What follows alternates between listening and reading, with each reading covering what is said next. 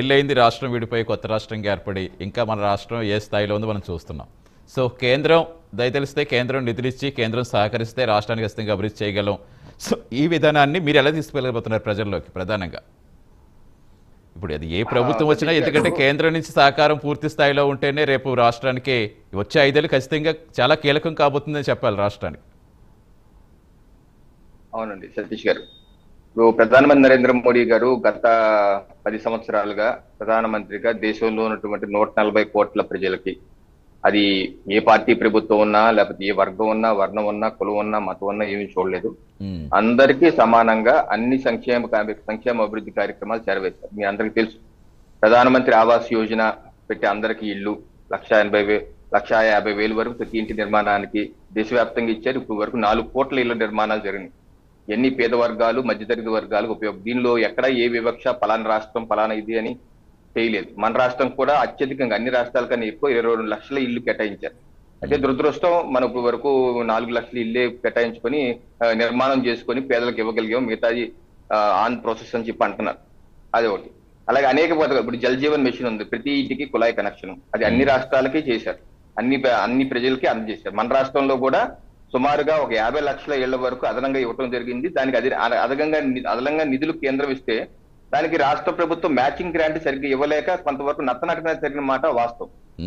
అలాగే అనేక పథకాలు తీసుకోండి, ముద్ర రుణాలు తీసుకోండి. ముద్ర రుణాల్లో దేశవ్యాప్తంగా 30 కోట్ల మంది మహిళలకు ఇస్తే దాంట్లో మన రాష్ట్రంలో ఉన్నారు. సో అన్ని పథకాలు ఎక్కడా వివక్ష చేయలేదు. అలాగే అభివృద్ధి కార్యక్రమాలు కూడా మీరు చూసుకుంటే మన ఆంధ్రప్రదేశ్ రాష్ట్రంలో 2004కు ముందు జాతీయ రహదారులు కేవలం 4,000 కిలోమీటర్లు మాత్రమే ఉన్నాయండి. 4,000 కిలోమీటర్స్ స్వతంత్రం వచ్చి నుంచి అప్పటి వరకు.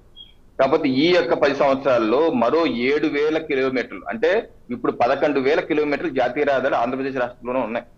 అనేకమైన కొత్త జాతీయ రహదారులు వచ్చేసినాయి. ఎలాగ సాధ్యం? ఇంత 10 సంవత్సరాల్లో 7,000, స్వతంత్ర భారతదేశంలో 2014 వరకు కేవలం 4,000 అయితే మరో 7,000 ఎలా సాధ్యమైంది? ఇది ఆంధ్రప్రదేశ్ రాష్ట్రం. అలాగే దేశవ్యాప్తంగా 90 లక్షల కిలోమీటర్లు జాతీయ రహదారులు ఉంటే ఈ రోజు 1,50,000 కిలోమీటర్లు. అంటే అభివృద్ధి ఒక స్థాయి. ఎయిర్పోర్ట్లు చూడండి, ఆంధ్రప్రదేశ్ రాష్ట్రంలో 2014 వరకు ఎన్ని ఎయిర్పోర్ట్లు ఉన్నాయి, ఏ స్థాయిలో ఉన్నాయి? రాజమండ్రి ఎయిర్పోర్ట్, గన్నవరం ఎయిర్పోర్ట్ చూడండి, చిన్న బస్ స్టాండ్ లో ఉంటుంది.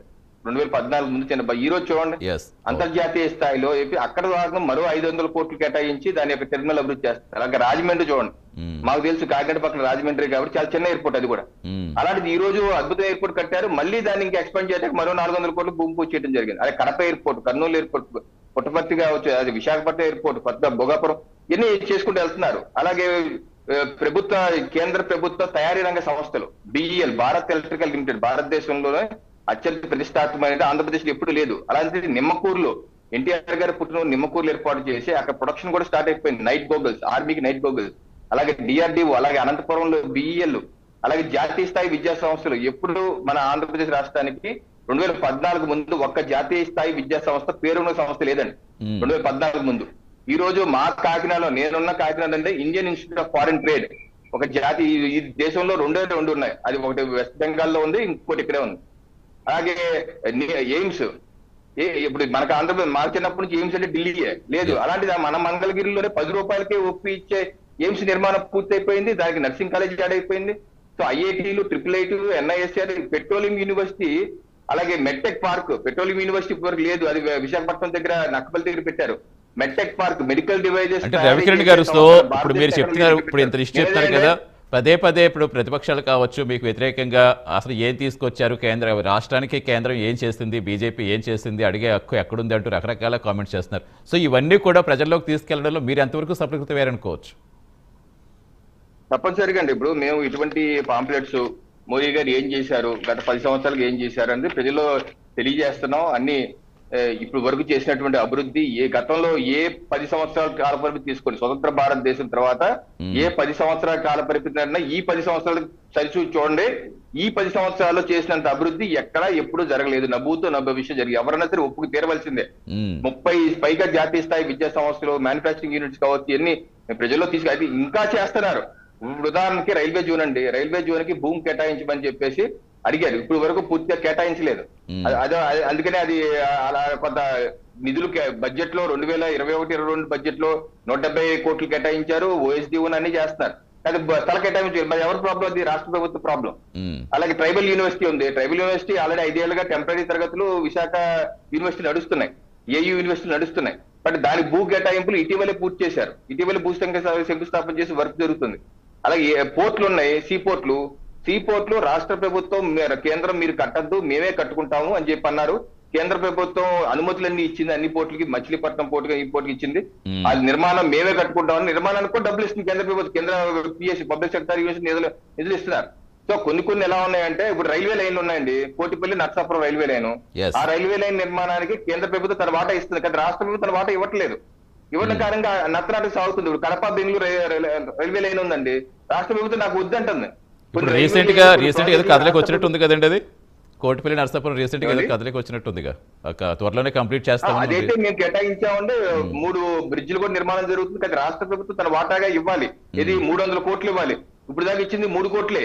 అలాగే భూసేకరణ చేయాలి రాష్ట్ర ప్రభుత్వం, అది కూడా చేయటం లేదు. సో ఇలా కొన్ని ప్రాజెక్ట్స్ ఎలా ఉన్నాయంటే, వారి యొక్క సహకారం, రాష్ట్ర ప్రభుత్వ సహకారం ఈ ప్రభుత్వాలే కాదు గత ప్రభుత్వాల్లో కూడా గత 10-15 ఏళ్ళుగా కూడా అలా నాంచు కూర్చున్నారు. సో పూర్తి సహకారం అందితే ఇంకా అద్భుతమైన అభివృద్ధి చేయగలం. తప్పనిసరిగా భారతీయ జనతా పార్టీకి ఆంధ్రప్రదేశ్ రాష్ట్రంలో ఓటు అడిగే హక్కు భారతీయ జనతా తప్పనిసరిగా ఉంది. ఎందుకంటే ఓటుకి సీటుకి నిమిత్తం లేకుండా రాష్ట్రంలో అభివృద్ధి చేయవలసిన బాధ్యత మాకుంది. ఎందుకంటే రాష్ట్రంలో 5.5 కోట్ల ప్రజలు భారతదేశంలో భాగం. ఓట్లు ఉన్నా సీట్లు లేకపోయినా మేము చేయవలసిన అవసరం బాధ్యత మా మీద చేశాం కాబట్టి చేసింది ప్రజల ముందు పెడుతున్నాం, ఆశీర్వదించమంటున్నాం, మాకు ఒక అవకాశం ఇవ్వమని చెప్పేసి మేమైతే కోరుతున్నాం సతీష్ గారు. రైట్. వెంకటేష్ గారు, ఇందాక మీరు మాట్లాడుతూ ప్రస్తుతం చూసిన మేనిఫెస్టోలు చూసినా, వారు అమలు చేసిన విధానం చూసినా ప్రభుత్వానికి ఎక్కువ హోప్స్ ఉన్నాయని సంథింగ్ చెప్పుకుంటూ వచ్చారు. అంటే ప్రధానంగా వారు చేసింది అసలు ఏముంది? వాలంటీర్ వ్యవస్థ, సచివాలయ వ్యవస్థ ఇలాంటివి ఏదో కొన్ని చూపిస్తున్నారే కానీ రాష్ట్రానికి రావాల్సిన ఇండస్ట్రీలు కానీ, రాష్ట్రానికి కావాల్సిన ఉపాధి అవకాశాలకు సంబంధించి కానీ అసలు వారు చేసింది ఏముంది? ఏదో పాత పథకాలకే రంగు పూసి కొత్త స్కీములుగా చేసి ఏదో ప్రజల అవసరాలు గుర్తించేస్తాం, దానికి తగ్గట్టుగా స్కీములు మార్చేస్తాం, ఆ హామీలు నెరవేరుస్తాను ఇలా చెప్తున్నారే కానీ వీరు కొత్తగా చేసింది ఏముంది పదే వారు చెప్తున్న ఆరోపణ. అంటే ఎలా అనలైజ్ చేయాలి వాటిని? పొలిటికల్ గా వాళ్ళు ఏదైనా చెప్పొచ్చు, కానీ అడ్మినిస్ట్రేటివ్ పాయింట్ ఆఫ్ వ్యూలో ఈ రోజు ఈ ప్రభుత్వం చేస్తున్న విధానానికి ఖచ్చితంగా గవర్నమెంట్ కి పాజిటివ్ గానే అప్లాజ్ ఉంది. ఓకే, మీరు అంత కాన్ఫిడెంట్ గా చెప్తున్నారు. అంటే ప్రధానంగా వారు చెప్పేది ఏంటంటే, ఓకే సంక్షేమ పథకాలు అమలు చేస్తామని పదే వైసీపీ చెప్తున్న నేపథ్యంలో రేపు వచ్చే నిధులు వచ్చే అవకాశం లేకుండా, రాష్ట్రానికి పెట్టుబడులు వచ్చే అవకాశం లేకుండా, ఇవేమీ కల్పించకుండా కేవలం వీటినే బేరీ చేసుకుంటూ వెళ్ళిపోతే రాష్ట్రం ఎక్కడికి వెళ్ళిపోతుంది అనేది? రాష్ట్రానికి రావాల్సిన కేంద్ర ప్రభుత్వం నుంచి రావాల్సిన నిధులు ఏవైతే ఉన్నాయో అవి ఖచ్చితంగా ఈ 5 సంవత్సరాల్లో గణనీయంగా పెరిగాయి. అది మన సోదరులకు కూడా దాన్ని అనలైజ్ చేసి చెప్పాలి. ఎందుకు గతంలో ఇవ్వాల్సినటువంటి నిధులను కూడా ఈ ప్రభుత్వం ఈ హయాంలో ఇవ్వటం జరిగిందని. ముఖ్యంగా పోలవరానికి సంబంధించి ఈ కేంద్ర ప్రభుత్వం అనేక రకాలుగా సహకారం ఇవ్వటం జరిగింది వైఎస్ఆర్సీపీ ప్రభుత్వానికి. ఎందుకంటే ఎప్పటి నుంచో నానుస్తున్నటువంటి ఒక ప్రాజెక్టు, దీనికి ఇంకా 10,000 కోట్ల రూపాయలకి ఇంకా అడిషనల్ గా ఒప్పుకోవడం జరిగింది. అలాగే గతంలో నుంచి కూడా పెండింగ్ లో ఉన్నటువంటి పరిస్థితి, ఉన్న ఫండ్స్ అన్నిటిని కూడా ఒకేసారి రిలీజ్ చేయడం, ఆ కేంద్ర ప్రభుత్వం నుంచి నిధులు తెచ్చుకోవడంలో కూడా ఈ ప్రభుత్వం సక్సెస్ అయింది. అది ముఖ్యంగా చెప్పాలి అని అంటే, రాజ్యసభలో వైఎస్ఆర్సీపీ యొక్క అవసరం ఈ కేంద్ర ప్రభుత్వానికి ఉంది. లోక్సభలో కూడా అటువంటి అవసరం పడినట్లయితే ఖచ్చితంగా బీజేపీ మిత్రులు ఈ రాష్ట్రానికి స్పెషల్ స్టేటస్ ఇస్తారు, పోలవరానికి ఇంకా ఇవ్వాల్సినటువంటి ఫండ్స్ కూడా ఇస్తారు. అలాగే స్టీల్ ప్లాంట్ యొక్క ప్రైవేటైజేషన్ ఏదైతే మీరు అన్నారో ఆ ప్రైవేటైజేషన్ కూడా అఫీషియల్ గా ఆపగలుగుతారు. ఇవన్నీ కూడా రాష్ట్రం ముందు ఉన్నటువంటి ప్రశ్నలు అండి. ఏ ప్రభుత్వం వచ్చినా ముఖ్యంగా పోలవరానికి ఇవ్వాల్సినటువంటి నిధులు, ఆంధ్రప్రదేశ్ యొక్క స్పెషల్ స్టేటస్, అలాగే ఉక్కు కర్మాగారం ఏదైతే ఉందో దాన్ని ప్రైవేటైజేషన్ చేస్తాము అని చెప్పేసి అన్న విషయం ఏదైతే ఉందో, ప్రత్యేక హోదా అనేది ముగిసిన అంశం, ప్రత్యేక ప్యాకేజీ ఇస్తామని అది ఎప్పటి నుంచి జరుగుతుంది, ఇంకా దాని చుట్టూ ఎందుకు జరుగుతుంది అనుకోవాలి? ప్రత్యేక హోదా ఆంధ్రుల హక్కు అండి. అది ముగిసిన అంశమని పదే కేంద్ర ప్రభుత్వం చెప్తున్నా, అఫీషియల్ గా ప్రకటిస్తున్నా, దాన్ని మాత్రమే ఎందుకు చేసుకుంటున్నారు అనుకోవాలి? అంటే ఓటర్లను కేవలం ఆ సెన్సిటివ్ గా వాళ్ళని పడేయడానిక? సెన్సిటివ్ గా పడేసే పరిస్థితి ఏం కాదండి. గతంలో కూడా ఈ రాష్ట్ర ముఖ్యమంత్రి చెప్పారు, 25 సీట్లు ఇస్తే కేంద్రానికి మెడలు వంచి నేను స్పెషల్ స్టేటస్ తీసుకొస్తానని. అన్ఫార్చునేట్లీ సుస్థిరమైనటువంటి ప్రభుత్వాలు ఉన్నప్పుడు ఏంటంటే రాష్ట్ర ప్రభుత్వాలు శాసించే స్థాయి ఏమి ఉండదు. అది ఆ తర్వాత కానీ ఆయనకి అర్థం కాలేదు.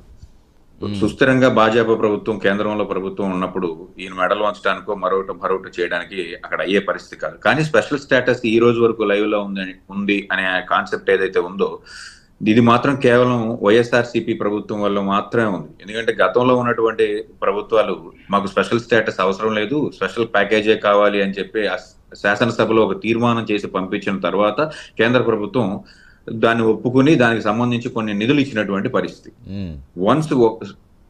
వన్స్ రాష్ట్రంలో ఒక అభిప్రాయాన్ని తీసుకుని దాన్ని అసెంబ్లీలో తీర్మానం చేసి పంపిస్తే దానికి ఉన్నటువంటి విలువ నాయకులు చెప్పే దాని మీద ఉండదు. కాబట్టి ఆ తీర్మానాన్ని బట్టి స్పెషల్ స్టేటస్ ముగిసిన అంశం అని చెప్పేసి భారతీయ జనతా పార్టీ వాళ్ళు అంటున్నటువంటి ఒక పరిస్థితి. అయితే అదే ప్రభుత్వం మళ్ళీ మాట తప్పి మడమ తిప్పి మాకు స్పెషల్ స్టేటసే కావాలి అని చెప్పేసి వీధి పోరాటాలు చేసిన విషయం మనకు తెలుసు, చంద్రబాబు నాయుడు గారు.